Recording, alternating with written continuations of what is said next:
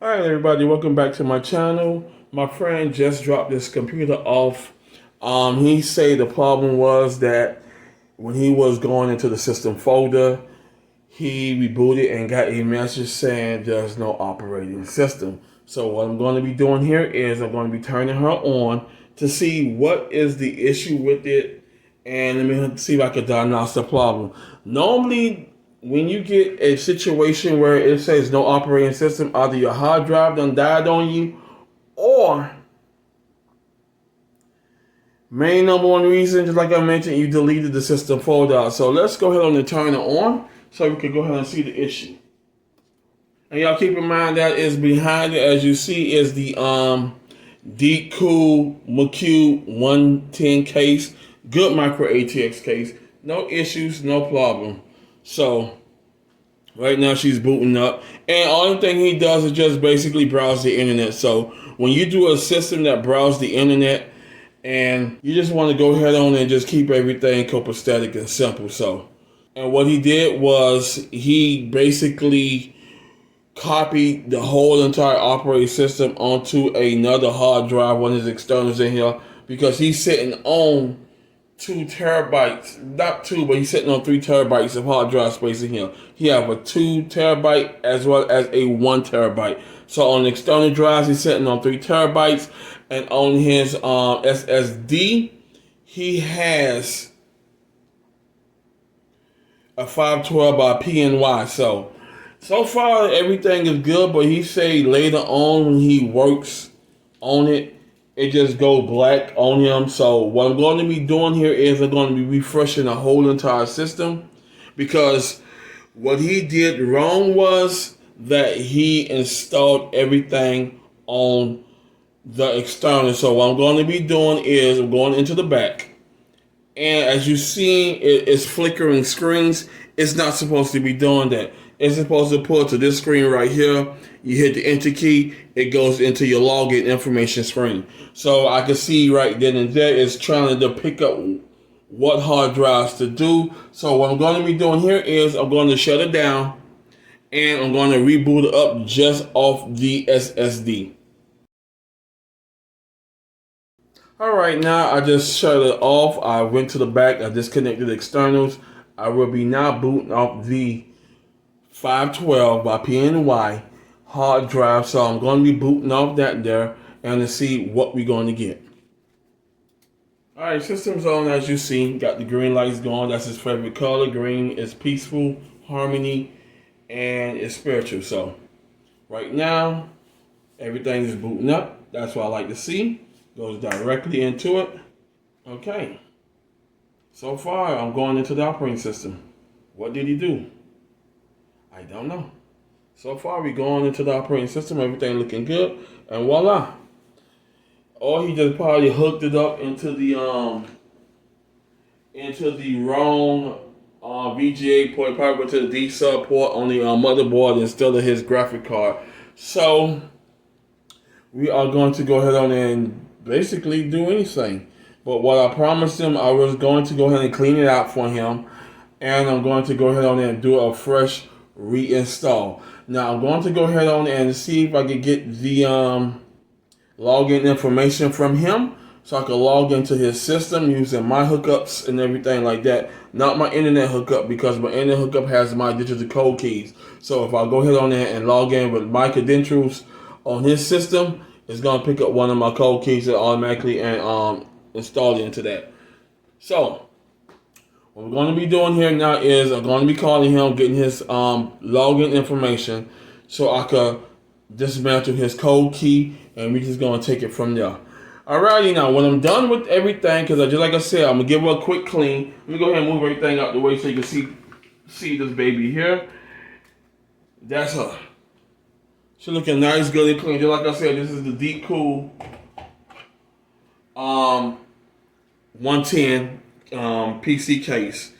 It has a total of 6 fans in there. I took the fan from the back and I put it down to blow to keep the hard drives cool. Y'all keep in mind, because some of y'all don't know this, if you're using mechanicals, you want to keep air on those hard drives. It makes them last a little longer. the less air on it. I should know because I went from IDEs, SATAs, and I didn't have no cooling on them, and I lose years of life of the. You don't put no cooling on it. You cut down the years to 5 years of life because these babies overheats. When you put cooling on it, you at least get good 10 years out of them. I know I did the information, I did the research, so everything is good and clean. Nice, good hookup. Micro ATX case. If you want to go ahead and get this case for yourself, also it has a good VGA support holder. So you go on the back and you can use the support holder to go ahead on and, to keep your GPU from sagging. So it has a sag bracket already built into it. That's what a lot of people liked about this case. Since they don't have that whopping big mega GPU that comes out to about 290 to 300 millimeters, so he's good. He just, like I said, he don't play video games. And I'm going to make this clear before I close this video out.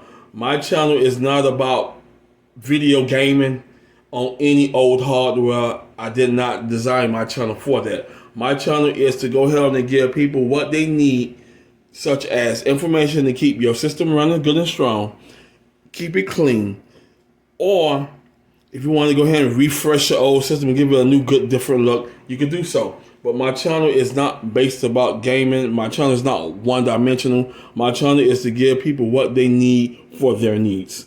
That's it. You want a system to browse the internet? I will go to find the oldest hardware. Now keep in mind, everybody been ragging me about, Ron, you use old hardware, use hardware because it still works. And you got to understand how you're using it. Everybody say you can't do nothing all 4 cores, 8 threads. I say you can. It's that simple. You can play Fortnite all 4 cores and 8 threads. But some of y'all does a lot of live gaming. So if you're a live streamer, a live gamer that does a lot of streaming content, playing video games, it's best to be on the latest hardware in 2025. So, but right now, there's nothing really wrong with this system. What I'm going to do is I'm going to reuse the same code key because I have this code key already up. I'm going to reuse it. I'm going to go ahead and go with the SLMGR space /UPK to uninstall the code key so he can reuse it again as I refresh a new copy on his SSD. The main thing I did it like this is because I wanted to go ahead and see if there are any problems with the SSD. So far, the PNY is holding up pretty good. No issues. The Thermaltake Smart 500 watt power supply is holding up pretty good. Just like I said, I'm going to give it a good wipe down, blowout. Probably put some more CPU paste on it. And that's it. And then when I'm done with it, I'm done with it. That's it. So that's the main thing here is it booted perfectly. What's wrong with it? I don't know. But I don't want him having no issues with it when you get home and log on to his computer and do internet things and download pictures from his family. Go ahead on the Skype. Talk to his family. I want him having no issues with it. So what I'm going to do is I'm going to be cleaning her up and she's good to go. Alrighty, I want to thank y'all for watching. Like, subscribe, and I'll see you in the next one. Alright, everybody. I just got the password from a friend's computer.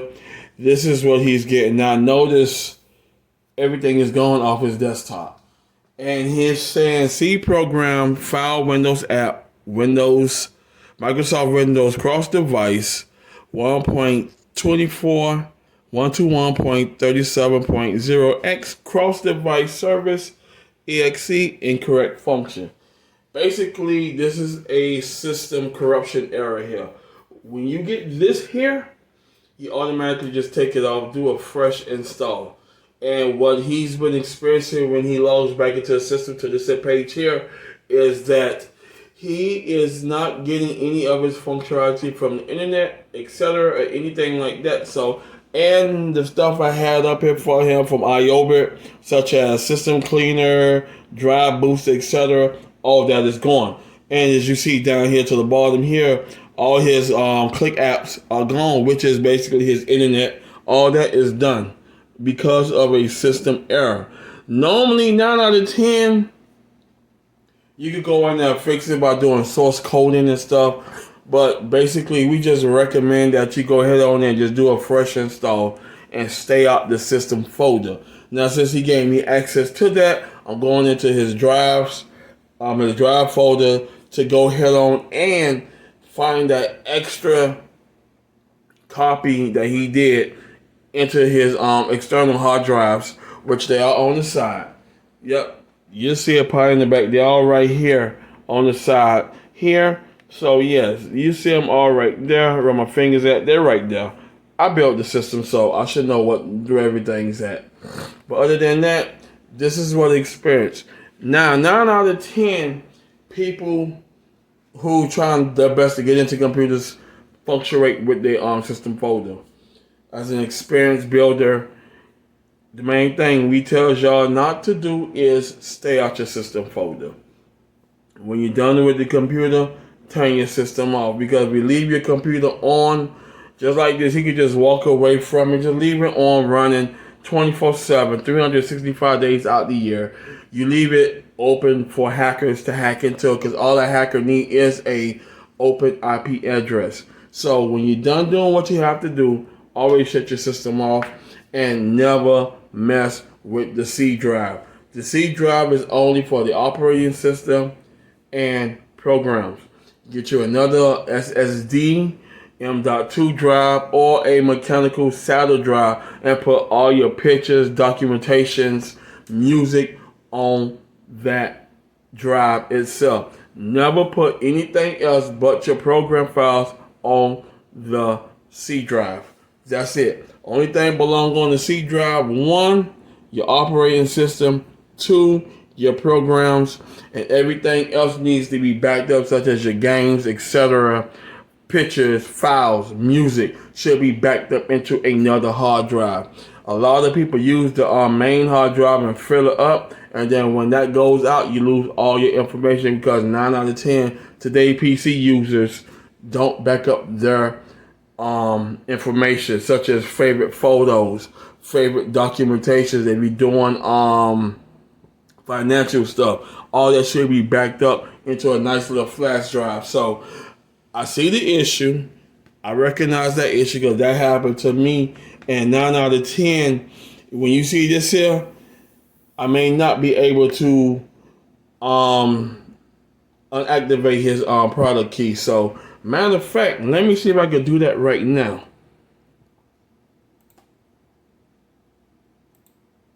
See, it's not allowing me to right click. It's not allowing me to right click, so I can't get into the administrating folder because of that. Let's see. It's not allowing me to right click. So right now we have an issue. I won't be able to get into his administrator, so I could go ahead and remove his code key.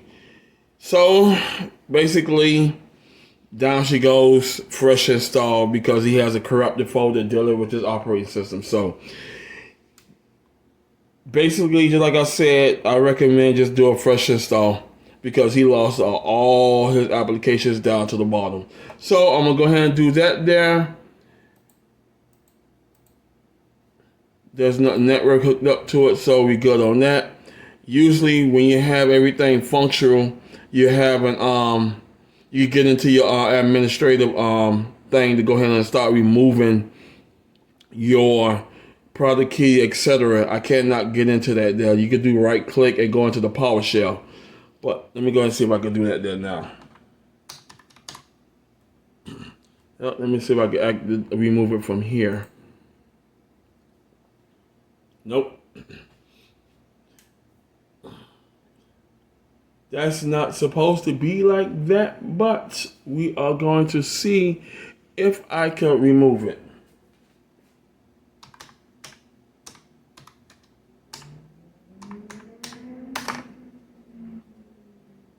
See, I can't remove his product key. So yeah, he has a corrupted folder. And 9 out of 10, when you get those corrupted folders, most likely someone that hacked into your system and changed all the settings around. So, just like I said, fresh install, and let me get on with that. Thank y'all for watching.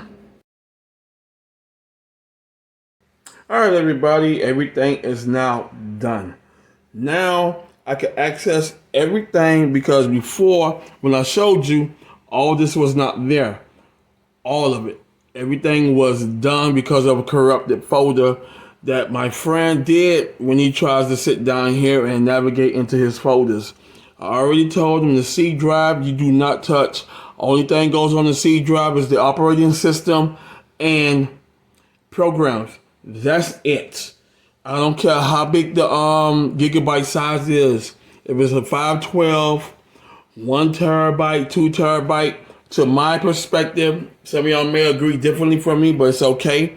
I never put anything on the C drive unless it is only the operating system. Everything else gets backed up.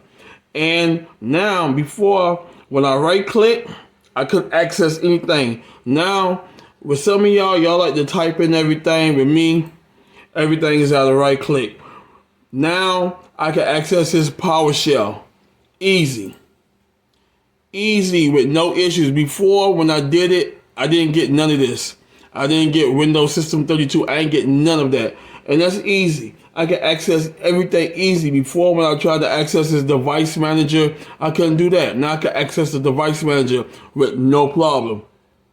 9 out of 10, when you mess with the system folder and you start configuring it and you don't know what you're doing, 9 out of 10, you're going to go ahead on and screw up something into a perfect boot up.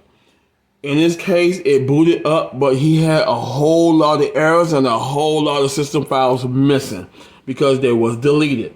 Now, everything is up for operational. I could go ahead on and access everything I need to access. I could go ahead on and access File Manager.